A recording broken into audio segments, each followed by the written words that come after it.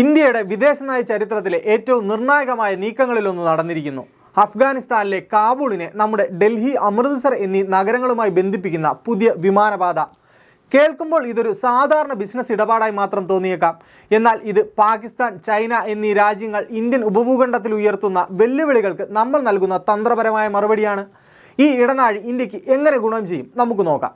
ഒന്നാമതായി, അഫ്ഗാനുമായുള്ള നേരിട്ടുള്ള വ്യാപാരം വളരും. പാകിസ്ഥാൻ അഫ്ഗാനിസ്ഥാനിലേക്കുള്ള വ്യാപാര വഴികൾ തടസ്സപ്പെടുത്തുന്ന സാഹചര്യത്തിൽ ഈ നീക്കം ഇന്ത്യയുടെ വ്യാപാര മേഖലയ്ക്ക് ഉണർവേകും.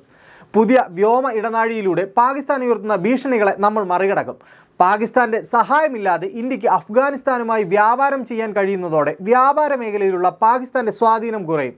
അഫ്ഗാനിലെ വ്യാവസായിക മേഖലയ്ക്കും അടിസ്ഥാന സൗകര്യ വികസനത്തിനും ആവശ്യമായ യന്ത്രഭാഗങ്ങളും ഉപകരണങ്ങളും ഉൾപ്പെടെ നമ്മൾ അഫ്ഗാനിസ്ഥാനിലേക്ക് ഇതുവഴി കയറ്റുമതി ചെയ്യും. കൂടാതെ ഇന്ത്യയിൽ നിന്ന് മരുന്നുകൾ, മെഡിക്കൽ ഉപകരണങ്ങൾ, വസ്ത്രങ്ങൾ എന്നിവ വേഗത്തിൽ കാബൂളിലേക്ക് എത്തും. ഡ്രൈ ഫ്രൂട്ട്സ്, സ്പൈസ്, കാർപ്പറ്റ്സ് എന്നിവ പാകിസ്ഥാൻ വഴിയുള്ള കരമാർഗമല്ലാതെ നേരിട്ട് ഇന്ത്യയിലേക്കും എത്തും. ഇതിലൂടെ ട്രാൻസിറ്റ് ചെലവുകളും സമയവും കുറയും. അഫ്ഗാൻ ഭരണകൂടവുമായി സാമ്പത്തികമായി പങ്കാളിത്തം ആഴത്തിലാക്കി പ്രാദേശിക സ്വാധീനം ഉറപ്പിക്കും. അമൃത്സർ ഒരു പുതിയ ചരക്ക് കൈമാറ്റ കേന്ദ്രമായി വളരുന്നത് പഞ്ചാബ് മേഖലയ്ക്ക് വലിയ സാമ്പത്തിക ഉണർവേകും.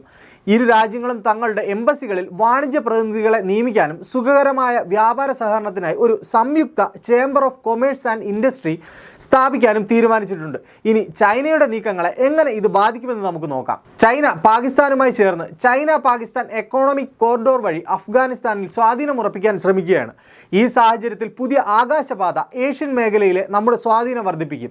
ചൈനയുടെ ഭൂമിശാസ്ത്രപരമായ സ്വാധീനം മറികടന്ന് കരമാർഗമുള്ള അതിരുകൾ കണക്കിലെടുക്കാതെ വ്യോമമാർഗം അഫ്ഗാനിസ്ഥാനിൽ തന്ത്രപരമായ സ്വാധീനം നിലനിർത്താൻ ഇന്ത്യക്ക് സാധിക്കും. ഇന്ത്യയുടെ നൈബർഹുഡ് ഫസ്റ്റ് നയത്തിന്റെ വിജയമാണ് ഈ നീക്കം. അഫ്ഗാനിസ്ഥാനിലെ ജനങ്ങൾക്ക് സ്ഥിരമായ ഒരു വിപണി ഉറപ്പിക്കുന്നതിലൂടെ അവിടുത്തെ സാമ്പത്തിക സ്ഥിരതയ്ക്ക് ഇന്ത്യ സഹായിക്കും. അഫ്ഗാനിലെ സുരക്ഷാ വെല്ലുവിളികൾ കുറയ്ക്കുന്നതിനും പ്രാദേശിക സ്ഥിരത ഉറപ്പാക്കുന്നതിനും ഇത് പരോക്ഷമായി കാരണമാകും. പുതിയ സംയുക്ത chamber of commerce and industry സ്ഥാപിക്കാനുള്ള നീക്കം ഇരു രാജ്യങ്ങളും തമ്മിലുള്ള ദീർഘകാലത്തേക്കുള്ള സാമ്പത്തിക സഹകരണത്തിനുള്ള ഒരു ഔദ്യോഗിക ചട്ടക്കൂട് ഒരുക്കുന്നു. രാഷ്ട്രീയ സാഹചര്യങ്ങൾ മാറിയാലും പുതിയ വാണിജ്യ നയങ്ങളിലൂടെ വ്യാപാര ബന്ധങ്ങൾ നിലനിർത്താൻ ഇത് സഹായിക്കും. ചുരുക്കത്തിൽ, കാബൂൾ അമൃത്സർ വ്യോമപാത എന്നത് കേവലം ചരക്ക് നീക്കമല്ല, അത് പാകിസ്ഥാന്റെ പ്രാദേശികമായ സ്വാധീനം കുറയ്ക്കാനുള്ള കൃത്യമായ സാമ്പത്തിക ആയുധമാണ്. ചൈനയുടെ ഭീമൻ അടിസ്ഥാന സൗകര്യ പദ്ധതികളോട് വേഗത്തിൽ മത്സരിക്കുന്ന ഇന്ത്യയുടെ ദീർഘവീക്ഷണമുള്ള നയതന്ത്ര നീക്കമാണത്.